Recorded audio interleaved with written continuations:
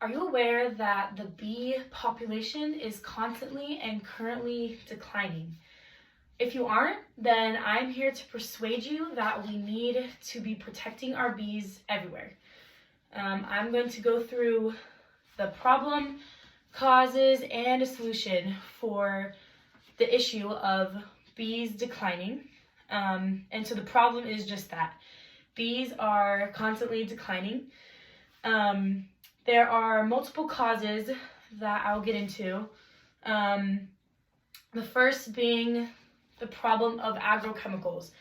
And agrochemicals are basically pesticides, and that is one of the biggest causes because when a pesticide gets on a crop or a flower or a plant or literally anything, the bees will pick that up, and then that can affect us in the food we eat, and which it can be a good thing, but it also can be a harmful thing.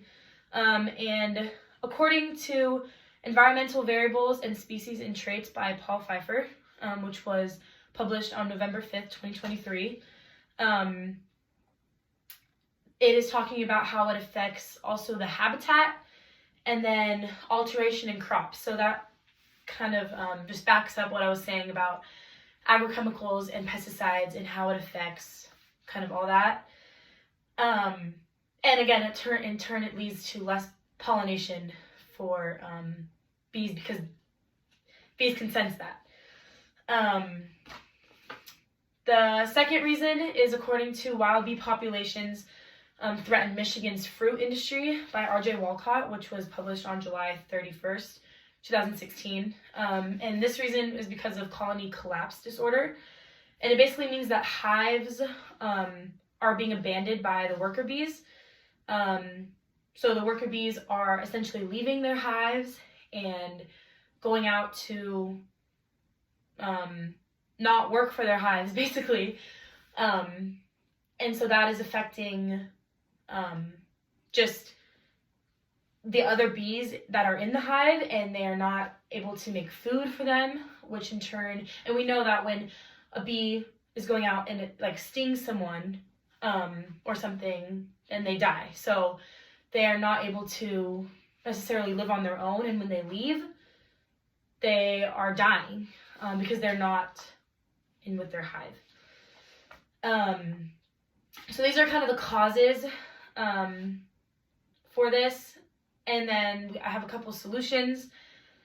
And from Ohio State University by Gemma Bush, which was published on March 23rd, 2020, one of the main things is to not, if you are planting something, to not have pesticides in the lawn or on your plants, or to just not use pesticides on whatever you're planting.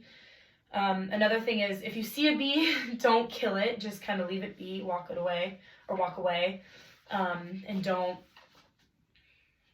attack it or kill it or whatever. And then also breeding programs, you can help, or this breeding programs in general will just help with making sure that the bees are okay and doing their job in the hive, and so that colony collapse disorder will not happen, which is when the bees leave, like I said. And then in another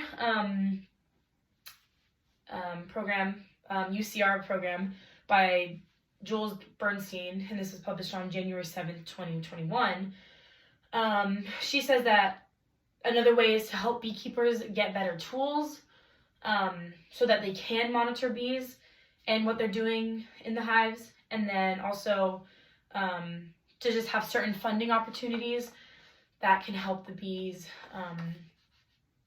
or help beekeepers get better tools to monitor them, which in turn will help save the bees.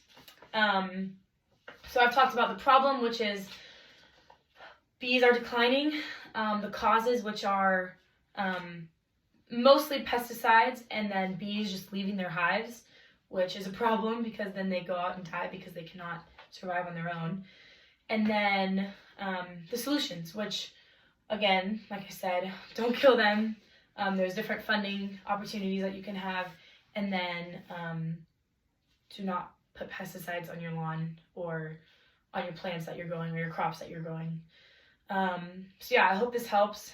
And I hope you felt persuaded into understanding why we need to save these bees and how they help us and how the pollination helps with our food, but also with the bees and how they survive. So, yeah.